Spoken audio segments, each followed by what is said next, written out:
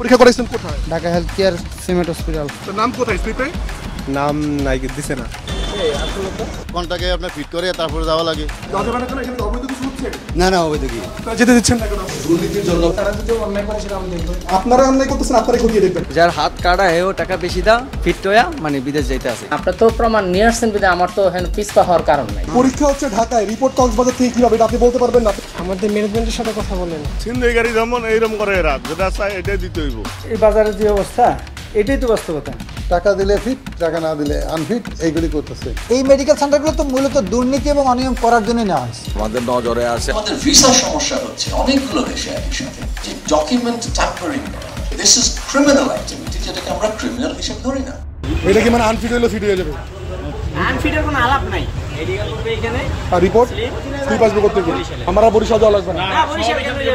রাজধানীর কাকলিতে Gulf health council জিএসসির অনুমোদন নেই এমন একটি মেডিকেল সেন্টারের নিচে কম্পিউটার দোকান থেকে এই তথ্য পাওয়ার পর আমাদের অনুসন্ধানের শুরু। সৌদি আরব যাবেন এমন একজন প্রবাসী কর্মীর স্বাস্থ্য পরীক্ষা অনুসরণ করে এর প্রমাণ মেলে। ঢাকায় সেন্টারটিতে টাকা জমা দেওয়ার পর অবৈধভাবে প্রতিবেদন দেওয়া হয় বরিশালের একটি ডায়াগনস্টিক সেন্টারের নামে। হাতে নাতে প্রমাণ দেওয়ার পর অনিয়মের বিষয়টি স্বীকার করেন তারা। প্রমাণ নিয়ে আসছেন বিদে আমার তো এখানে পিছপা হওয়ার কারণ নাই। এখানে বরিশালের কিছু কিছু কাজ হয়, যতটুকু হয় আর কি। পরীক্ষা করাইছেন কোথায়? Dhaka health care cement hospital. তো নাম কোথায় স্লিপে? নাম নাই দিছে না। অবৈধ কিছু হচ্ছে না না অবৈধ কি এর মতো 100 ফিটে আরেকটি প্রতিষ্ঠান ভাড়া নিয়ে একই রকম অনিয়ম করছে দুষ্ট চক্রটি। পরীক্ষার জন্য টাকা জমা দেওয়ার পর স্লিপে থাকছে না কোনো নাম। সেন্টারটি থেকে প্রতিবেদন দেওয়া হচ্ছে কক্সবাজারের যেমন মেডিকেল সেন্টারের নামে। যার হাত কাটা হেও টাকা বেশি দাও ফিট হইয়া মানে বিদেশ যাইতে আছে। কোনটাকে আপনার ফিট করে তারপরে যাওয়া লাগে। তো এবার এই যে মানে 15-16,000 বা 20,000 টাকা নিতেছে। দুর্নীতির জন্য বলেন ঠিক অসৎ উপায় বলেন সব কিছু মিলে তারা যদি অন্যায় করে সেটা আমি দেখব। আপনারা অন্যায় করতেছেন, আপনারাই খতিয়ে দেখবেন। না আমরা তো অন্যায় করতেছি না, আমরা তো এখানে ভাড়া দিছি। এটা অন্যায় না? ঢাকা হেলথ কেয়ারের নামে পরীক্ষা হচ্ছে, রিপোর্ট হচ্ছে অন্য। না আমাদের প্রতিষ্ঠান নামে তো হচ্ছে না, এটা হচ্ছে আমরা বেস্ট। পরীক্ষাটা কোথায় হচ্ছে? এটা ইনস্টিটিউটের নামটা কি লেখা এখানে? এমন অনিয়মের বিষয়টি স্বীকার করেছেন নিজেকে প্রতিষ্ঠানের প্রতিনিধি দাবি করা এই ব্যক্তি। তবে তার দাবি পরীক্ষার ফলাফলে কোনো নয়ছয় করছেন না তারা। অফকোর্স বন্ধ হওয়া উচিত। আমরা তো এখানে জাস্ট 15 দিন করছি। শুধু সেন্টার ভাড়া নিয়ে নয়, ঢাকায় মধ্যপ্রাচ্যের দেশগুলো স্বাস্থ্য পরীক্ষার অনুমোদন আছে। সরাসরি এমন কয়েকটি প্রতিষ্ঠানেও এমন অনিয়মের প্রমাণ পেয়েছে মাছরাঙ্গা টেলিভিশন। এই টেস্টটা কোথায় করাইছে? এই টেস্টটা এখানে হ্যাঁ, নামটা কি সেন্টারের? Istiaq medical centre. রিপোর্টে তো ইস্তিয়াক মেডিকেল সেন্টার নাম লেখা নাই।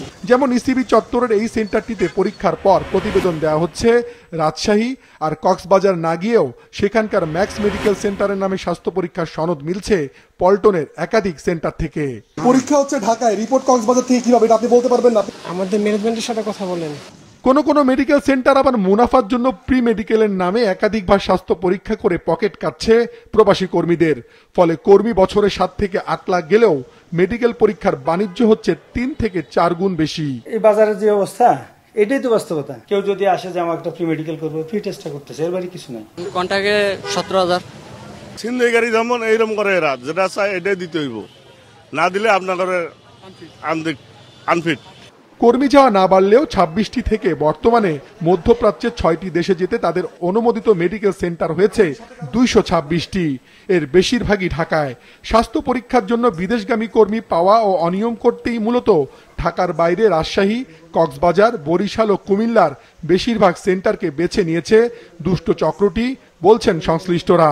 বরিশাল এবং রাজশাহীতে অনেকগুলি সেন্টার দিয়ে গেছেন, প্রায় 20টার মতো। যেই সেন্টারগুলি আমরা মনে করি কোনোভাবেই প্রয়োজনীয় না। আমাদের বাংলাদেশের কর্মী যাওয়ার একটা বেসিক রুলস আছে, সেটা হচ্ছে যেই শহরে রিক্রুটিং লাইসেন্স আছে সেখান থেকেই মূলত কর্মীদের যাওয়ার প্রক্রিয়াটা শুরু হয়। এই মেডিকেল সেন্টারগুলো তো মূলত দুর্নীতি এবং অনিয়ম করার জন্য নেওয়া হয়েছে। টাকা দিলে ফিট, টাকা না দিলে আনফিট, এইগুলি করতেছে। এটা কিন্তু সৌদি অ্যাম্বাসিতে একটা ভূমিকা নেয়। ইনশাল্লাহ এটার একটা সমাধান হবে। গালফ হেলথ কাউন্সিলের ওয়াফিদ সফটওয়্যারে ঢুকে যিনি যে শহরে গিয়ে স্বাস্থ্য পরীক্ষা করাতে চান তা নির্বাচনের পর স্বয়ংক্রিয়ভাবে সেখানকার একটি সেন্টারের নাম ওঠে। এজন্য খরচ $10।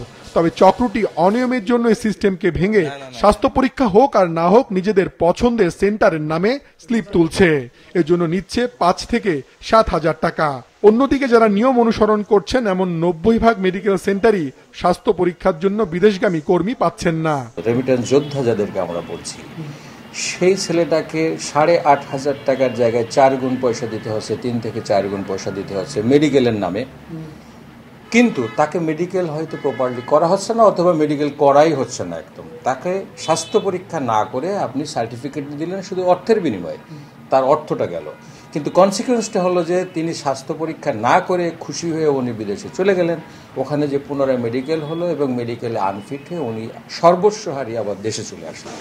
সম্প্রতি প্রধান উপদেষ্টার আন্তর্জাতিক বিষয়ক বিশেষ দূত জানিয়েছেন, ভুয়া সনদের কারণে বিভিন্ন দেশে বাংলাদেশিদের ভিসা পাওয়া কঠিন হচ্ছে।